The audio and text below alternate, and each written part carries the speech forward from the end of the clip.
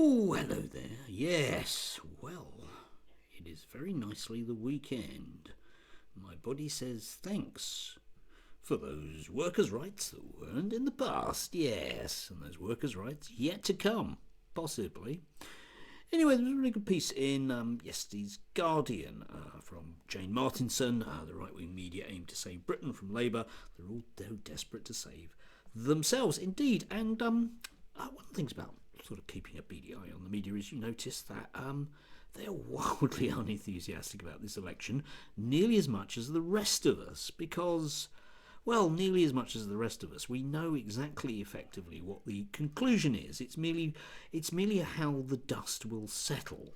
So, with an enormous yawn, they have gone forwards. Probably best typified by the Sun, which, as I've been saying for a while now, for months now, has basically not had politics on its front page. I mean, even the day of the election announcement was a very, very half-hearted one. You had to kind of stare at it for a while to realise it actually was about the election, because it was basically bitching about the fact that it was taking place in the summer and thereby ruining stuff for everybody because they'd have to cancel their arrangements. Yeah, it really is that dull.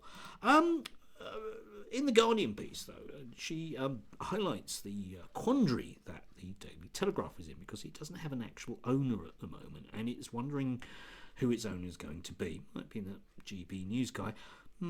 And therefore it's in this kind of odd space, in that it has to sort of go through the motions of warning us about the dangers of ultra communism in the form of Keir Starmer, but at the same time it has no enthusiasm at all whatsoever for a Conservative government.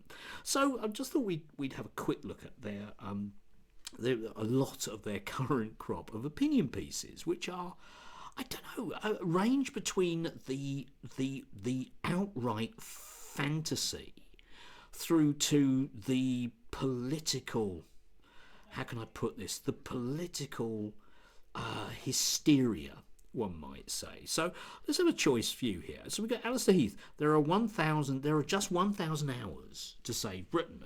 That appeared on the day of the actual election announcement, which isn't the kind of killer headline that you'd expect it to be, because that's a two-edged sword, isn't it, Alistair, in case you hadn't realised that one. Janet Daly, who hasn't had an original thought in her head since, I'm guessing, about 1980, comes up with Rishi's speech showed his tactical strengths. Starmer will be deeply worried. Yeah, I imagine that he goes to bed all night cacking his pants, Janet, thinking, oh my God, I wonder if my majority is going to be in the low 200. Yeah, must be awful for him. Ooh. Tim Stanley, a man never knowingly right. Labour's front bench is the least impressive of us in history. I will simply say Chris Grayling. Yeah, do you remember him? Yeah. Enough said, Tim, eh? Least impressive in history. I think that might actually be Mr. Grayling, mightn't it? Yeah. Or is it Theresa Kofi? Or could it be perhaps Suella Braverman, who is like one of those party guests, Conservative party guests, that will never leave, and the longer she stays, the more you despise them. Maybe. John Redwood, walking cadaverous Conservative thought that he is, we have 6 weeks to save Britain from Labour's green dystopia. So, in other words, policies that everybody knows need to come in, and the vast majority of the public support, which should have been done a decade ago, and yet at the same time it's quite scary. No, John. No.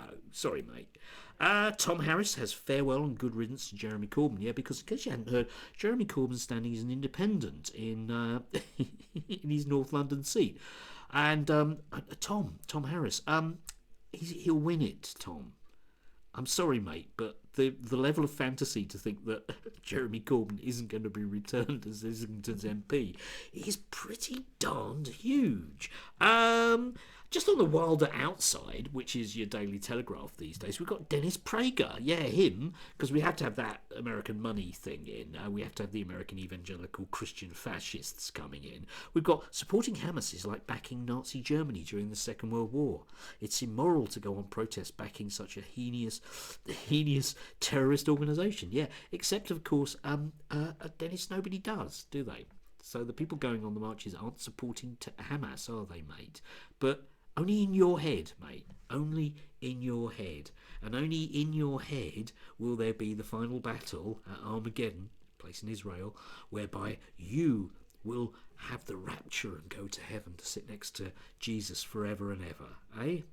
Yeah, that'll be money well spent on your part, won't it be? Steve Eddington, in terms of the bat fecal matter on the wall, we get Canada's woke nightmare is a vision of Britain's future. Drug decriminalisation, gender ideology, legal euthanasia. The country seems to have adopted every policy on the progressive wish list. Yes, indeed. And that sounds okay, because most people are in favour of those things. Steve, I do like the way that they've managed to shoehorn a Jordan Peterson as the spectre in the background. Yeah, more like the nutty aunt in the attic, which perhaps is where Steve's going to go. I don't know. Oh, this one from Michael Schellenberger. Greta Thunberg's climate crusade is heading for defeat. The climate activist rise coincides with a growing rebellion over net zero and expensive renewables. Yeah, except of course there isn't one. Again, just something in your head. Just you and the rest of them who really, I don't know, I sometimes have this fantasy that we could just put them in a building and feed them information like that.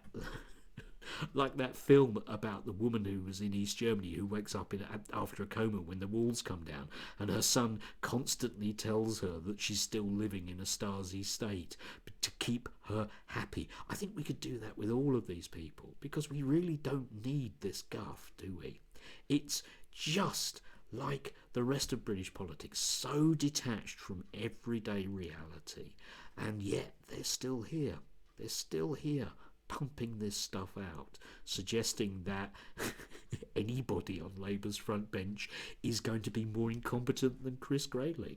Let's face it, I don't know on what level of biology, physics or chemistry that would be possible. Yeah, it just isn't possible for them to be any worse, which is exactly the problem that the Daily Telegraph and the Daily Mail and the Daily Express and all the rest of them have, because they keep telling us how bad it's going to be, and it patently is going to be bad, but we know what bad looks like, and we don't want that bad anymore. Anyway, hopefully the British public will meet all of them with a level of disdain that they all deserve. We will see. Do have a lovely Saturday. Please do. It's going to be wet. Boo.